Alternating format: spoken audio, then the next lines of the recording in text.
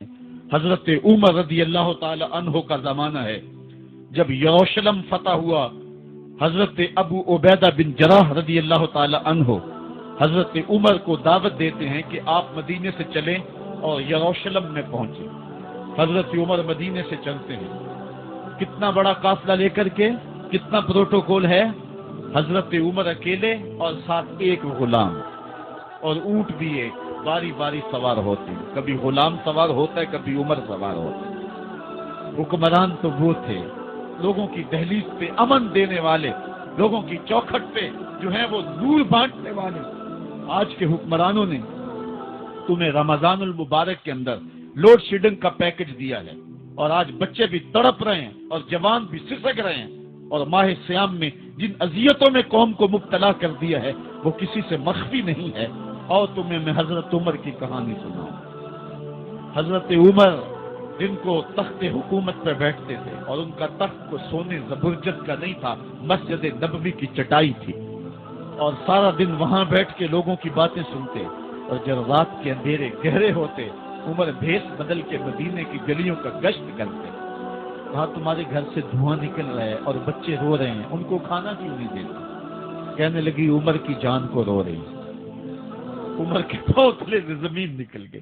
کہا کیا ہوا؟ کہا 3 دن سے ہمارے ہاں کھانے کے لیے کچھ نہیں ہے، روزانہ بچے روتے ہیں، اور میں ہنڈیا کے اندر پتھر ڈال کر کے نیچے سے آگ ڈالتی رہتی ہوں کہ بچے انتظار کر کر کے سو جائیں گے، کم وقت سو بھی نہیں رہے، اور وہ پتھر پکیں گے بھی کیا، اور میں عمر کی جان کو رو رہی ہوں۔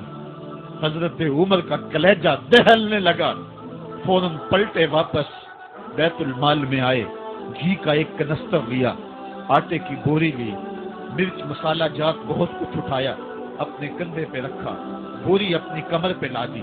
عمر بیت المال سے نکلے تو آپ کے خادم اسلم نے دیکھ لیا، آگے بڑھا، کہا میرے آقا میں اٹھاتا ہوں۔ عمر کی آنکھوں میں آنسو ہے۔ کہا اسلم قیامت کے دن میرا بوجھ اٹھا لو گے؟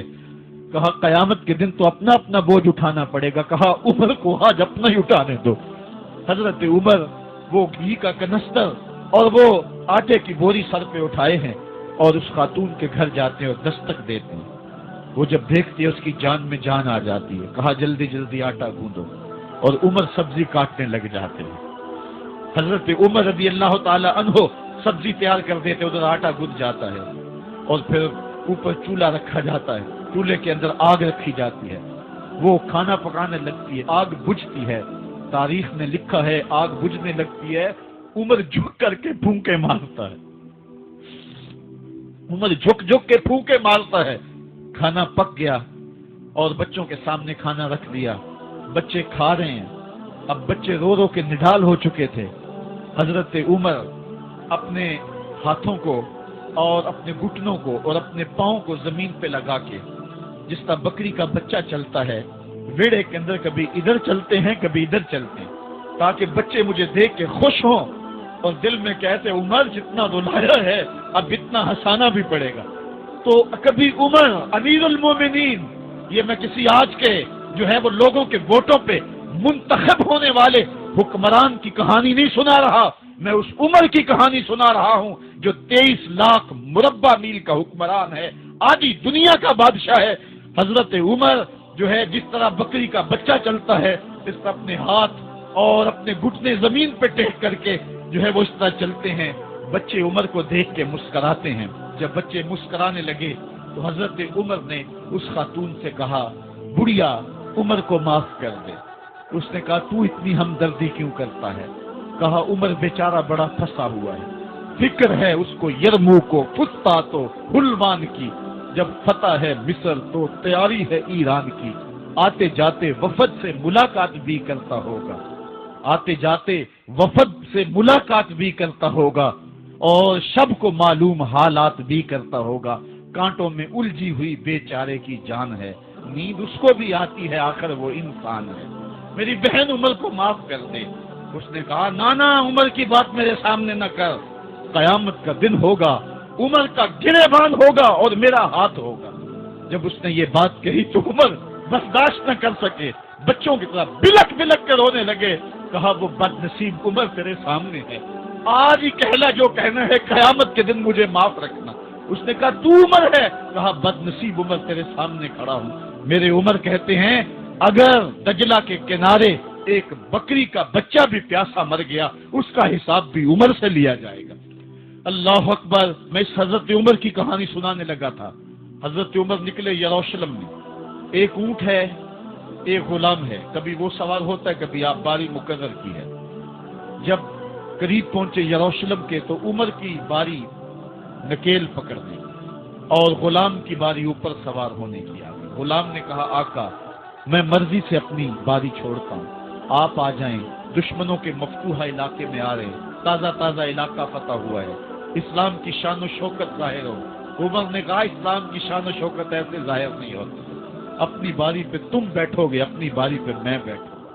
لوگ منتظر کھڑے ہیں، دور سے جب دیکھا کہا اس کی ہیبت سے کانپتے تھے ہم، یہ تو کوئی حبشی لگتا ہے، رنگ کالا ہے، ہونٹ موٹے ہیں، اس سے تو زیادہ حسین اس کا غلام ہے جو آگے آگے چل رہا ہے۔ حضرت ابو عبیدہ نے کہا دھوکہ کھا رہے ہو، ہمارا آقا وہ نہیں ہے جو اونٹنی کے اوپر سوار ہے، ہمارا آقا وہ ہے جو لگام تھامے آگے آگے چل رہا ہے۔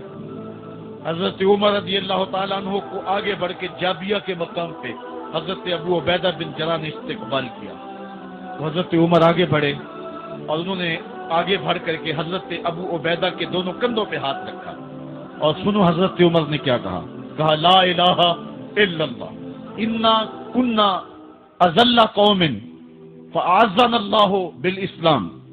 کہا کہ لا الہ الا اللہ، اے ابو عبیدہ بن جراح ہم ایک ذلیل قوم تھے اور اللہ نے ہمیں اسلام کی وجہ سے عزت عطا کی ہے، اور میں تمہیں ایک تاریخ ساز بات کہنے لگا ہوں، اور وہ یہ ہے کہ جب تک ہم اس عزت والے اسلام کے دامن کو تھامے رہیں گے ہماری عزت قائم رہے گی، اور جب اسلام کے علاوہ کسی اور جگہ سے عزت ڈھونڈیں گے تو رسوا کر کے رکھ دیے جائیں گے۔ یہ ہے وہ خلاصہ جو حضرت عمر نے امتوں کے عروج و زوال کا بیان کیا ہے۔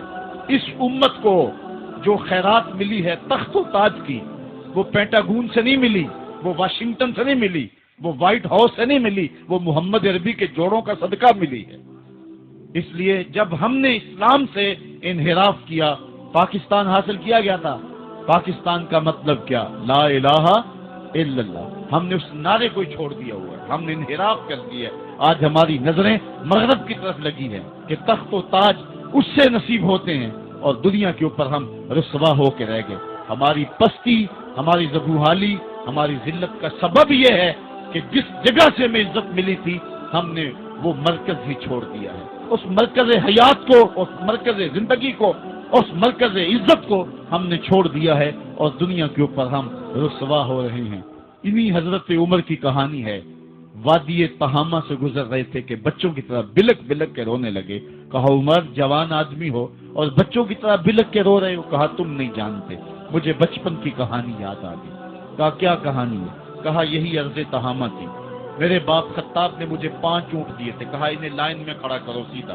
میں آگے والا سیدھا کرتا تھا، پیچھے والا ٹیڑھا ہو جاتا، پیچھے والا سیدھا کرتا، آگے والا ٹیڑھا ہو جاتا۔ میرے باپ خطاب نے مجھے بڑا مارا۔ کہا ایک عرب کے بیٹے ہو کہ تم سے 5 اونٹ لائن میں کھڑے نہیں ہوتے؟ کہا ایک زمانہ عمر پہ وہ تھا کہ اس سے 5 اونٹ لائن میں کھڑے نہیں ہوتے تھے، اور آج شرق سے لے کر غرب تک 23 لاکھ مربع میل کی حکمرانی اور انسان بھی لائن میں کھڑے ہیں۔ یہ محمد عربی کے جوڑوں کا صدقہ نہیں ہے تو اور کیا ہے؟ عمر سے تو 5 اونٹ لائن میں کھڑے نہیں ہوتے تھے۔ تو یہ عزتیں، یہ تخت و تاج، یہ حکومتیں ہمیں حضور کی دہلیز سے ملی۔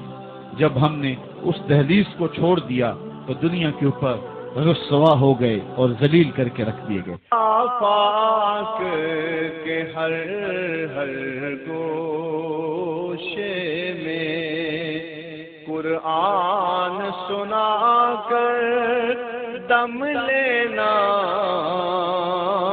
اب رکنا نہیں، اب تھمنا نہیں، فردوس میں جا کر دم لینا،